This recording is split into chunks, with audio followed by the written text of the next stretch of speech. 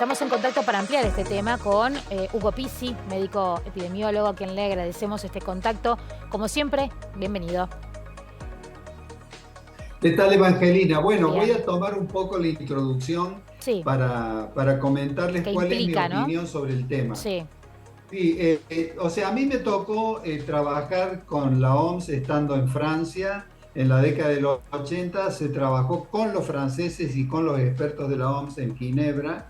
Se trabajó muy bien con el tema toxoplasmosis, que realmente quedó la constancia de que la combatimos de una manera increíble a la toxoplasmosis en todo el país. Y evidentemente era una época muy interesante de la Organización Mundial de la Salud. Con el tiempo se fue politizando y esa politización de la Organización Mundial de la Salud lógicamente trajo una serie de errores, errores que hemos captado durante la pandemia, como por ejemplo que en un momento el secretario general dice, a partir de ahora no usen más los barbijos porque esto no viene por la parte aérea. Córdoba quedó, la Universidad Nacional de Córdoba quedó sola en el contexto, defendiendo a rajatabla eso porque sabíamos que era una aerolización. Y a los 6 días el secretario general nuevamente dio marcha sale y dice, atrás. bueno, nos equivocamos, tenemos que usar el barbijo. Claro. Pero además de eso, en plena pandemia hubo algunos tropiezos como recomendar determinadas vacunas que no eran las mejores, o sea, o que eran las más caras y las que menos sostenían los anticuerpos.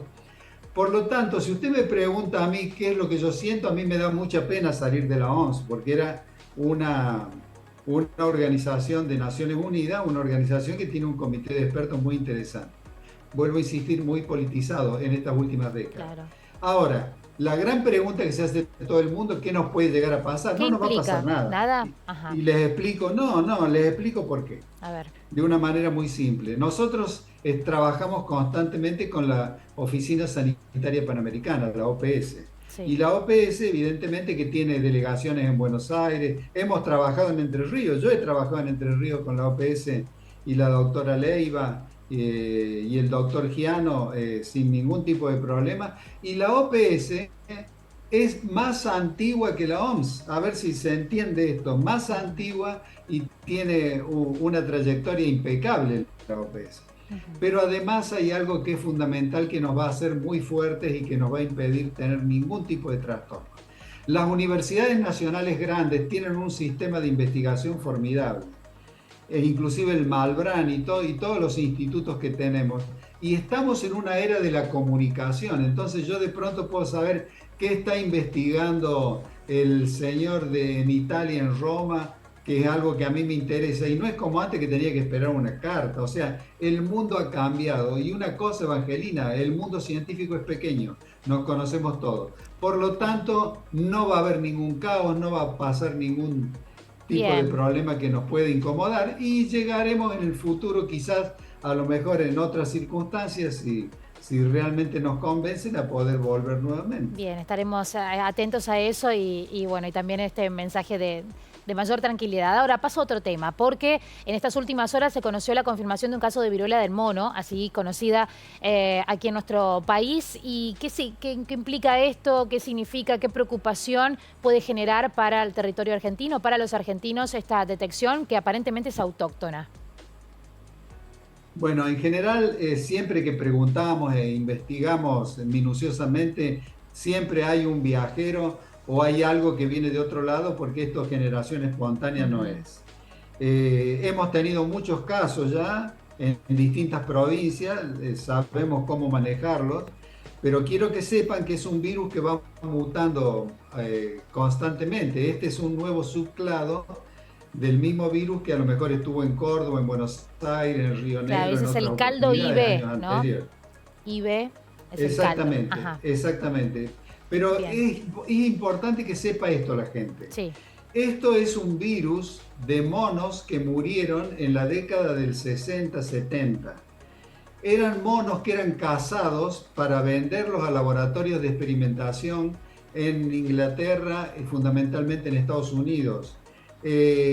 Además, el mono se come como un bocado apetitoso, y todo esto sucedió en el territorio de lo que era el Zaire, que hoy en día es Sí, la República pero para la Democrática gente, del ¿no? Que Congo. debe estar atenta, ¿a qué? ¿Qué es lo que debemos saber Bueno, más allá de toda ahí esta está el de la asunto. historia? Sí, Ahí está el asunto, que de ahí, de la República Democrática del Congo, se diseminó por toda África, pero era un virus que era de otro animal. Lo que pasa es que el virus va mutando mutando. y Ujú. adaptándose.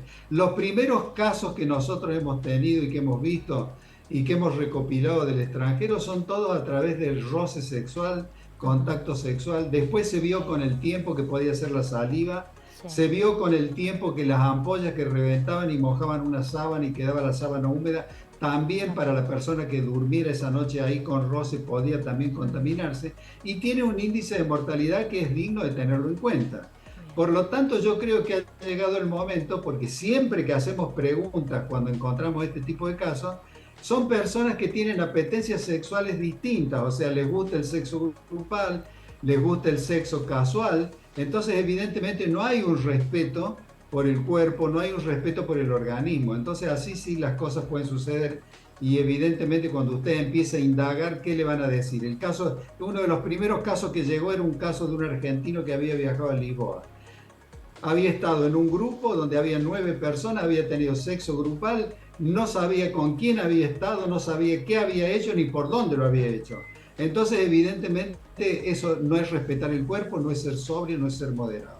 La Bien. persona armónica que vive normalmente jamás va a tener este tipo de problemas. Hugo Y Pisi, quiero que bien. sepan que los que Ujú. tienen determinada edad y Sí. están vacunados con la antivariólica antes de que se declarara extinguida la viruela del ser humano, los que tienen la antivariólica, que son personas de Ujú. 60 años, 65 años, están protegidos porque es un virus muy parecido al de la viruela humana. Ok. Pero lo único que tenemos hoy para protegernos de esto, si hay alguien que tiene apetencias como las que acabo de mencionar y quiere seguir haciendo eso, tirándose al desfiladero, evidentemente va a tener que buscar la vacuna norteamericana o la vacuna europea, que son vacunas que ya se hicieron para el Mpox o viruela del Bien. mono. Bueno, No Hugo, tenemos otra forma. perfecto. Muchas gracias. Nos quedamos sin tiempo, pero gracias por toda esta explicación y hasta un próximo Hasta contacto. pronto, adiós. Hasta luego.